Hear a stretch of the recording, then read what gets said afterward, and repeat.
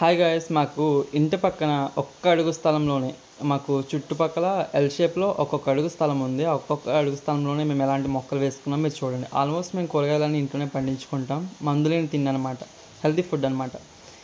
ఇవి చూడండి, మా ప్రహరీ పక్కన వంకాయ చెట్లు బాగానే కాస్తూ ఉన్నాయి. మేము మందు వేయం, మందు కూడా కొట్టాం, పురుగుల మందు షాంపూ చేస్తాం అంతే. ఇవైతే చిక్కుడు పాదులు మేము ఇంట్లోకి తెచ్చుకున్న కూరగాయల నుంచి విత్తనాలు తీసి వేసాము. ఒక 3 రకాలు అనమాట ఇవి చిక్కుడుకాయల్లోని. అయితే వీటితోటి కాకరపాదులు కూడా ఎక్కాయి. మాకు ఒక్కొక్కసారికి కాకరకాయలు వచ్చి 5 అలా కాస్తూ ఉంటే మా ఇంట్లోకి సరిపోతాయి. మాకు చిక్కుడుకాయలు అయితే ½ కేజీ అలా తెగుతున్నాయి. వింటర్లో అయితే చాలా రేట్లు ఎక్కువ ఉండేవి చిక్కుడుకాయలు. కూరగాయల వాళ్ళు కూడా తక్కువగా ఇచ్చేవారు కాదు. అండ్ ఇవి వచ్చి ఆనపకాయలు, కొన్ని ఏరియాస్లో వీటిని సొరకాయలు అంటారు. ఇవైతే వేసిన 6 or 7 months వరకు సరిగ్గా కాయలేదు, అసలు పూత కూడా దిగలేదు. పాదంటే దిగింది కానీ కాయలేదు. కాయకపోతే ఏంటి ఇలా అయిందని చెప్పేసి మేము అనుకుంటా ఉన్నాం. ఇప్పుడైతే చాలా బాగా కాసింది, పూత పిందుతూ ఉంది.